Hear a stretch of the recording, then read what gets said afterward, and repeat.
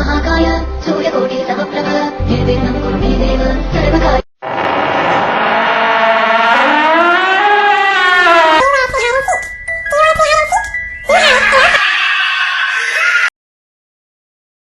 आज का दिन ही बड़ा बुरा था मेरे लिए, क्योंकि समझ में नहीं आ रहा था कि भविष्य के लिए क्या करूं। वैसे बता दूं, मैं पेशे से एक रसोइया हूं। कुछ अच्छे घरों में रसोई का काम करता था और वहीं से एक बड़े से होटल में काम मिला था। जिंदगी ठीक ही चल रही थी कि अचानक ये परिस्थिति सामने आ गई। मुझ पर होटल में घी चोरी का इल्जाम लगाया गया। हालांकि बाद में बात साफ भी हो गई कि इसमें मेरा कोई भी हाथ नहीं था, मगर मनुष्य का एक आत्मसम्मान होता है। जिस पर चोट लगे तो फिर उसका प्रतिकार करना जरूरी होता है। बस यही सोचकर मैंने नौकरी छोड़ दी, क्योंकि जो भी हो, इतने साल विश्वस्त रूप से काम करने के बाद इतनी आसानी से घी जैसी चीज की चोरी का इल्जाम नहीं, मैं अब वहां काम नहीं कर सकता था। मगर आगे के लिए क्या करूं, कुछ समझ में नहीं आ रहा था। कहां जाऊं, किससे काम मांगू। बस रास्ता जिधर को चल रहा था उधर ही चल पड़ा और चलते चलते इस गांव में पहुंच गया। तालाब किनारे हाथ मुंह धोए, थोड़ा सा पानी पिया तो एहसास हुआ कि भूख भी लग रही थी। काफी लंबे समय से कुछ खाया नहीं था और थकान भी हो रही थी। पहले सोचा थकान मिटा लूं, इसलिए पास ही के पेड़ के नीचे लेट गया। तभी वहां से एक वृद्ध पुरुष जाते हुए दिखे, जो शायद हाट से सामान खरीद कर जा रहे थे। मुझे देखते ही बोल पड़े, कौन हो भाई, यहाँ क्यों सोए हुए हो? मैं हड़बड़ा कर उठ गया। हुजूर, राहगीर हूँ, बस यहीं से जा रहा था। देखो, ये जगह थोड़ी निरापद नहीं है, यहाँ ज्यादा समय मत ठहरो, जल्दी चले जाओ। वैसे करते क्या हो? जी हुजूर, अभी तो कुछ नहीं करता हूँ, बस काम की तलाश में ही। अच्छा, वैसे क्या काम आता है? हुजूर, खाना पकाने का काम करता था पहले। ओह, फिर तो अच्छा ही है, मुझसे मुलाकात हो गई। यार, थोड़ी दूर पर ही मेरी हवेली है। मुझे एक खाना पकाने वाला चाहिए भी। चलो। हुजूर, मैं तो जैसे खुशी से पागल सा हुआ जा रहा था, क्योंकि अभी तक सोचा नहीं था कि बिना मांगे मुराद मिल जाएगी। काम मिल गया। उस वृद्ध पुरुष के साथ मैं उसके पीछे पीछे चलने लगा, मगर उसका घर काफी दूर था। गांव का ये हिस्सा कुछ जंगल जैसा था। जहां तक नजर जाए दूर दूर पेड़ पौधे, हाँ, आसपास कोई घर नहीं। यहाँ मैं रहता नहीं हूँ, मेरे बच्चे शहर में रहते हैं। कभी कभी हवेली की देखभाल करने आ जाता हूँ, इसलिए आस पास भी ज्यादा लोग नहीं है, सो रहना थोड़ा मुश्किल होता है। सो मेरे बच्चों ने यहाँ रहना पसंद नहीं किया, मगर पुश्तैनी जायदाद है, देखभाल तो करनी पड़ती है ना, इसलिए कभी कभी शहर से मैं आ जाता हूँ। तुम यहाँ रहो आराम से, है? जब तक मैं हूँ तब तक खाना ना पकाओ, फिर देखते हैं। मुझे भी थोड़ा अजीब सा लगा, गांव से इतनी दूरी पर ये घर, मगर काम तो मिल रहा था, क्या चाहिए। मैंने उस दिन काफी अच्छा खाना मिलाकर उसे खिलाया। वो बूढ़ा भी काफी खुश हो गया। स्वाद है तुम्हारे भोजन बनाने में। ठीक है भाई, अच्छा ही है। खुद पकाकर खाने से तो निजात मिली। अच्छा, शाम का क्या है? जी आप बताए हुजूर। एक काम करो, आलू उबाल लो और चावल बना लो। घी और आबले आलू और कच्चा मिर्ची मेरी बहुत पसंदीदा खाना है। तुम्हारे लिए पीछे बगीचे में कुछ तरोई है, तोड़ लो, बना लो। तुम सब्जी बिना नहीं खा पाओगे। नहीं हुजूर चलेगा। अरे नहीं नहीं, देखो मुझे कोई कर्मचारी नहीं चाहिए, मुझे घर के सदस्य जैसा ही व्यक्ति चाहिए। आराम से खाओ पियो है। पर हाँ, शाम ढले अंधेरे में कहीं मत जाना। हमेशा एक रोशनी अपने पास जरूर रखना, समझ गए? बूढ़े की बात मुझे कुछ अजीब लगी। रोशनी? हाँ मालिक, बिना रोशनी के काम कहाँ होता है, ऊपर से रसोई का काम। वही मैं समझा रहा था। घर का आसपास का इलाका काफी बड़ा था, मगर साफ सफाई के अभाव में अंदर भी काफी झाड़ झुंझाट जंगल जैसा हो गया था। रसोई के पिछले वाले हिस्से में रखी ये की कुछ लताएं थी और तरोई का बेल भी थी। मैं उधर को ही चल पड़ा। अभी शाम ढली नहीं थी, इसलिए हल्की रोशनी थी। मगर ये क्या, उफ, क्या हाल है इधर का। इतनी कटीली झाड़ियां, ये तो घर का अंदर का हिस्सा नहीं, जंगल सा लग रहा है। लगता है यहाँ की सफाई करनी पड़ेगी।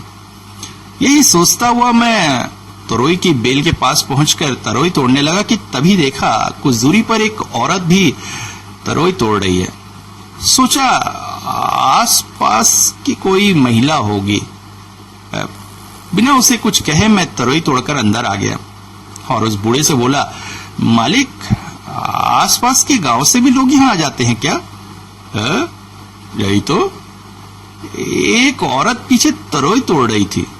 हाँ, औरत? तुमने ध्यान से देखा औरत ही थी? जी मालिक। चलो तो। वो मेरे साथ पीछे की तरफ गए, मगर वहां कोई भी नहीं था। कहाँ है औरत?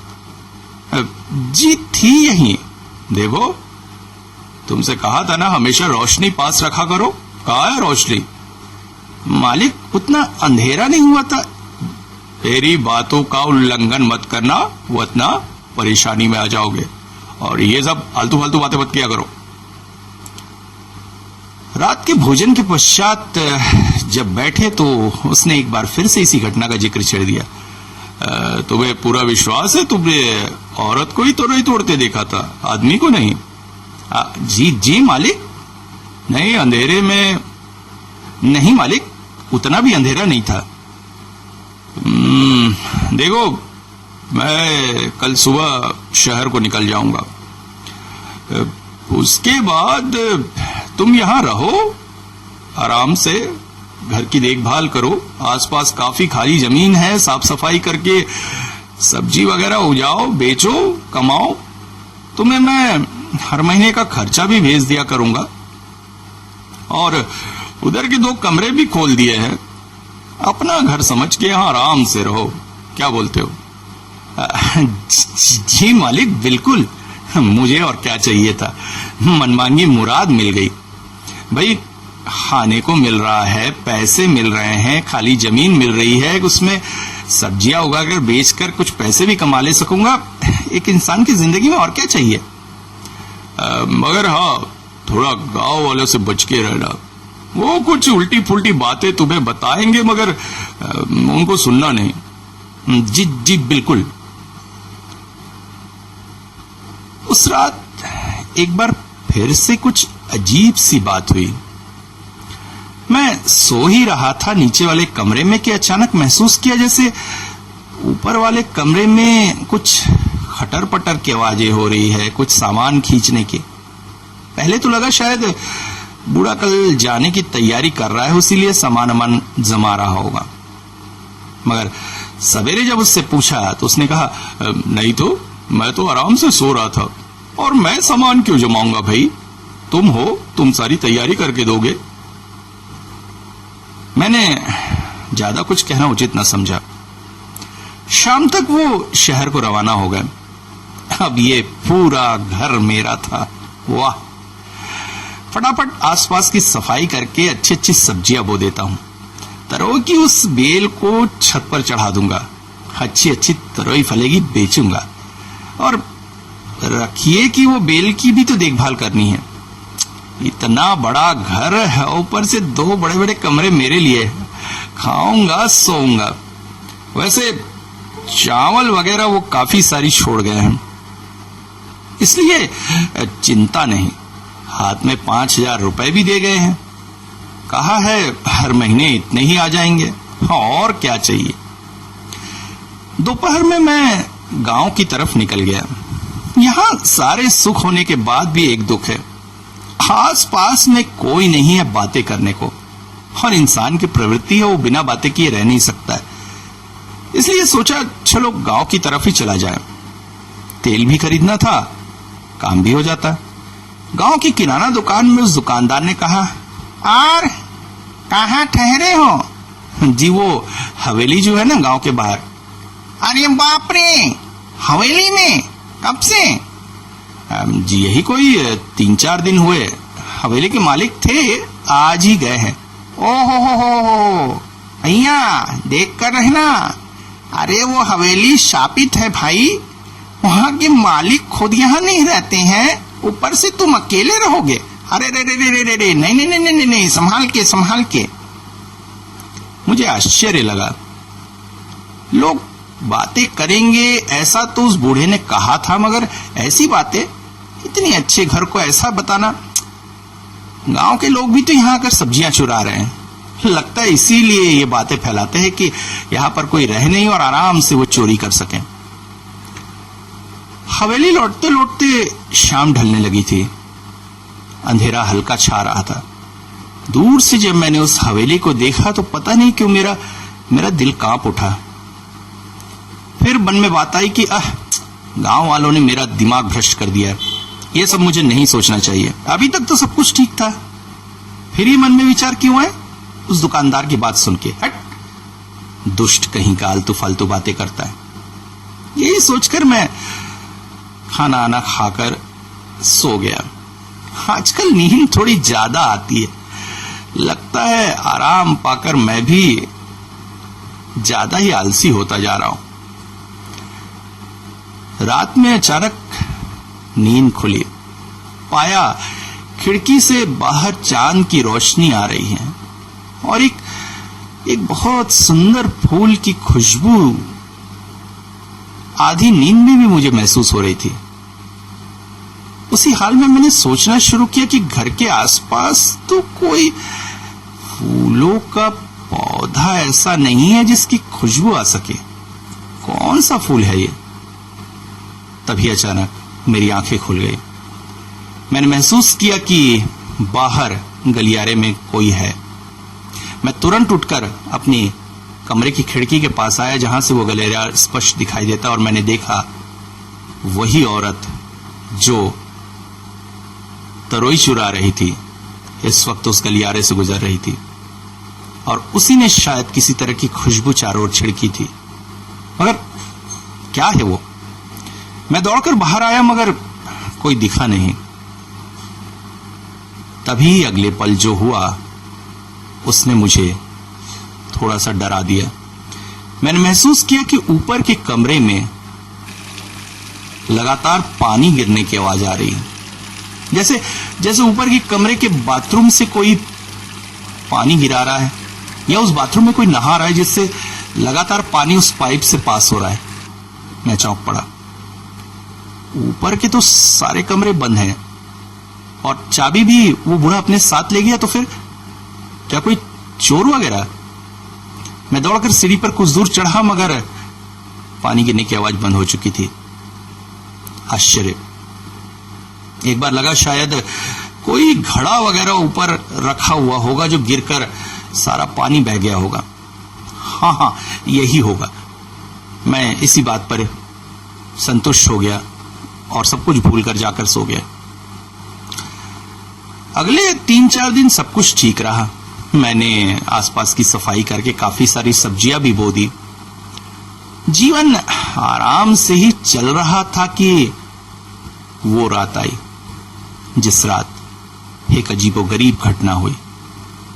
घटना डरावनी थी, मजेदार भी थी। मैंने पाया कि रात को सोते हुए अचानक ऊपर बहुत सारे लोगों की बातें करने की आवाज आने लगी। ऐसा लगा जैसे जैसे मजलिस सज लगा हो, जैसे जैसे शादी घर में कोई आदमी सो रहा हो और लोगों की बातें करने की आवाज उसके कान में जा रही हो। धीरे धीरे वो बातें हल्ले में बदल गई और ऐसा लगा जैसे वो किसी को चिल्ला रहे हैं। मैं हड़बड़ा कर उठ गया, कमरे से बाहर गया तो पाया कि वो औरत उधर फिर से तरोई लेने आई हुई थी और ऊपर से कुछ लोग उससे चिल्ला रहे थे। मैं दौड़कर वहां तक पहुंचा, मगर सब कुछ शांत हो गया। क्या हो रहा था मुझे समझ में नहीं आ रहा था कि अगली रात फिर से एक अनोखी घटना हुई। उस रात मैंने पाया कि मेरे कमरे में ही बहुत सारे लोग बातें कर रहे हैं। मैंने धीरे से आंखें खोली तो पाया कि सचमुच 5-6 लोग मेरे कमरे में खड़े और कमरे की रोशनी में मुझे दिखाई दिया कि उन सभी के चेहरे एक जैसे थे। ऐसा लग रहा था जैसे एक ही आदमी 5 और शरीर में मेरे सामने आकर खड़ा हुआ है। वो सभी आपस में बातें कर रहे थे। इस घर में कोई इंसान रह रहा है। अरे हाँ, इंसानों का यहाँ रहना मना है मगर फिर भी रह रहा है। अरे रहने दो, कितने दिन रहेगा, उसके बाद तो हमें ही मिल जाएगा। अरे इस घर के मालिक डर कर यहाँ से चले गए तो ये इंसान क्या है। आओ नाचे।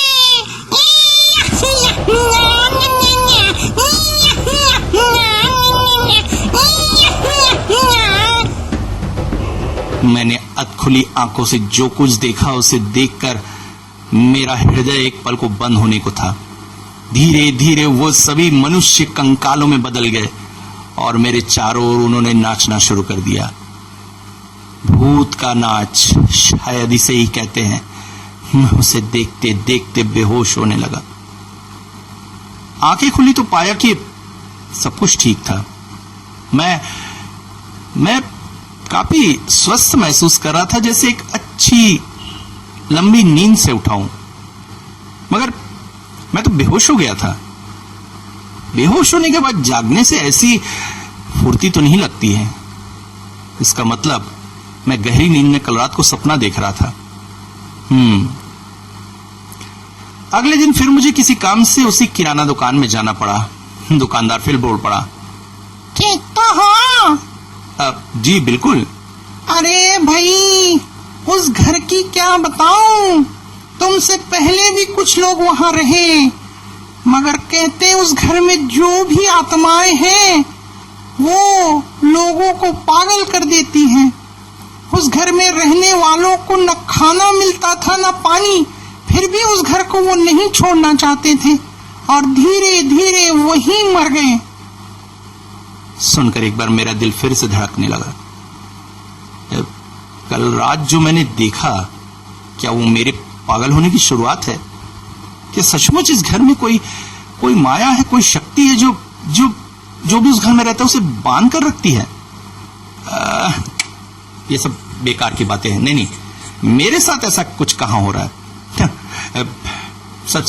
सब ठीक तो है। हालांकि जब से वो बूढ़ा शहर गया है उसके बाद से उसने एक भी पैसा नहीं भेजा मुझे।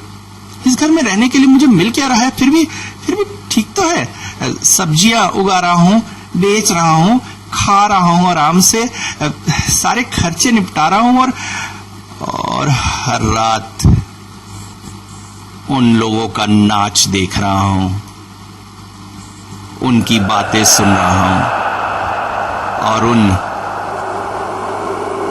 पराशरीरी जीवों के साथ रहने का अनुभव ले रहा हूं।